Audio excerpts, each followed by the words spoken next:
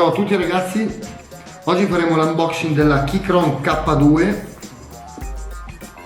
una tastiera meccanica RGB studiata e creata appositamente per i Mac, ma compatibile anche con i PC Windows. Ora fondamentalmente lei ha i tasti meccanici appunto predisposti per i Mac, quindi con i command, con i tasti appunto funzione, mentre invece ci sono dentro all'interno i tasti per poterla configurare in modalità Windows. Ok, procediamo all'unboxing. Una bellissima scatola, veramente curata bene, è arrivato in un pacco direttamente da Hong Kong, molto ben curato il pacco, e anche la spedizione è stata molto rapida, nel senso 7 giorni se non mi sbaglio, quando addirittura si parlava di 15 giorni.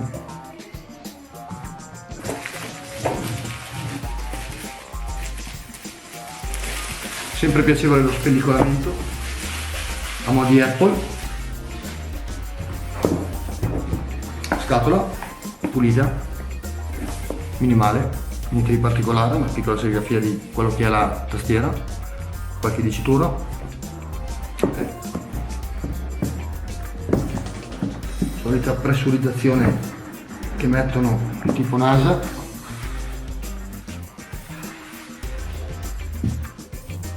Allora, si presenta innanzitutto un layout della tastiera, come potete vedere, dove appunto raffigura le opzioni di sistema Macintosh e sistema Windows.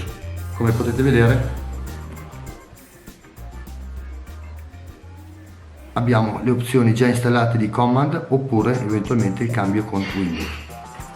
Questo lo appoggiamo qui, una copertura e la tastiera fisica avvolta in una sua bustina marchiata, eccola qua, Keychron K2. Questa è veramente, secondo il mio punto di vista, la miglior tastiera meccanica che ci sia ora come ora, soprattutto per il discorso Macintosh. Andiamola fuori, appoggiamo qua la sua bustina, ha una protezione di plastica appunto tastiera, e questa è la tastiera pulita, essenziale. Poi vi farò sentire il ritorno che vi dà il tasto, ma è veramente una gran bella tastiera. Pesantuccia, sinonimo di stabilità e solidità. Vediamo che altro c'è all'interno della confezione.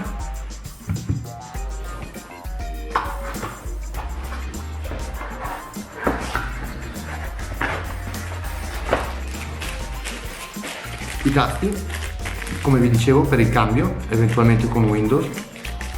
Infatti abbiamo il tasto Alt, il tasto ESC. Ok, lasciamoli qui, tanto non li useremo mai. Il suo cavo USB-C angolare a 90 gradi, comodissimo per il collegamento, e un USA di tipo A 3.0 credo, abbastanza lungo. Vediamo un attimino il cavo, la fibra di corda come è stata fatta. Buono, con uno stabilizzatore. Sì, molto bene, molto pulito, bene. E infine abbiamo, chiamiamolo l'attrezzo levatasti, quindi per espellere il tasto meccanico in caso di cambio. Okay. Sono due pinzette che appunto ora ve le faccio vedere meglio magari su sfondo nero. Sono queste due pinzette metalliche che appunto aprendole si va ad inserire il tasto da espellere. Leggera pressione verso l'alto e si toglie il tasto. Bene, questo è tutto, l'unboxing termina qui. Tempo di sistemarla, collegarla e poi ne parliamo un attimino della produttività. A dopo.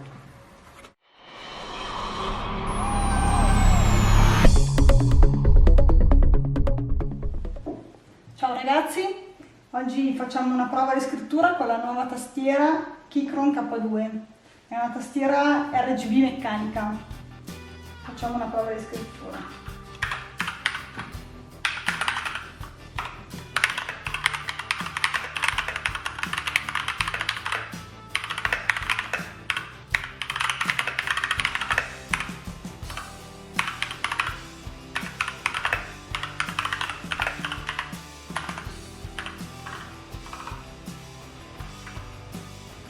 La tastiera cambia colore con questo tasto.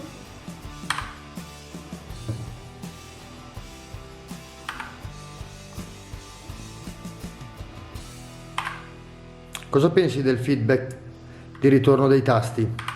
È molto comodo, anche volendo scrivere delle lettere tipo distinti saluti, è molto comoda. Vediamo le altre colorazioni. Questa magari si farà un po' fatica.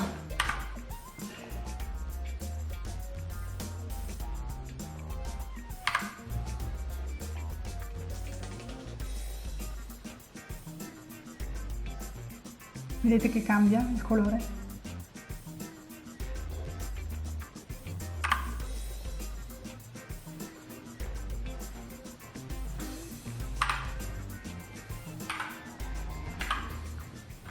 Sì, parliamo di una tastiera che nasce prevalentemente per Macintosh, nel senso che arriva configurata con Macintosh, poi in fase di ordine potete anche configurarla già pronta per Windows. Comunque una volta arrivata ha i tasti di cambio appunto per la modalità Windows. Ora Ileana la sta usando nella modalità rialzata e potete vederla dai piedi posteriori che sono in fase di espulsione, quindi la tastiera è leggermente rialzata. C'è chi la preferisce così, oppure abbassando leggermente i due piedi. Sentite anche il ritorno che danno queste piccole leve. Si usa in modalità piatta che in realtà non è, perché se portiamo la camera in una fase orizzontale riusciamo a vedere che lei è leggermente in diagonale, è una tastiera piuttosto rialzata.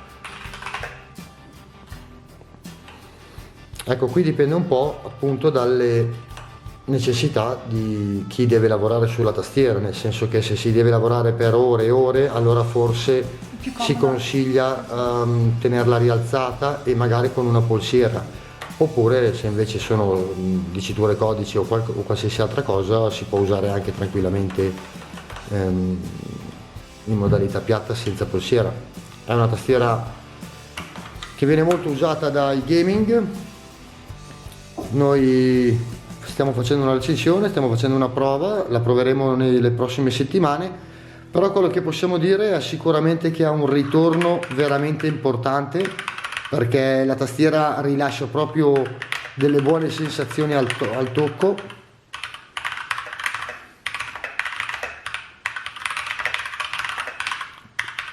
Come potete sentire. Ok, chiudiamo Ile con un parere personale. Bella. Per verificare se è veramente comoda bisognerebbe usarla, provarla 8 ore in ufficio, allora sì. Ok, grazie Ile. Ciao.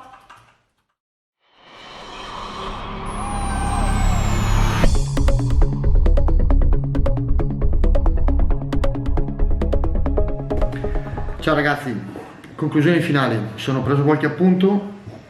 Allora, ottimo feedback dei tasti, il ritorno che la tastiera rilascia è veramente qualcosa di è veramente ottimo.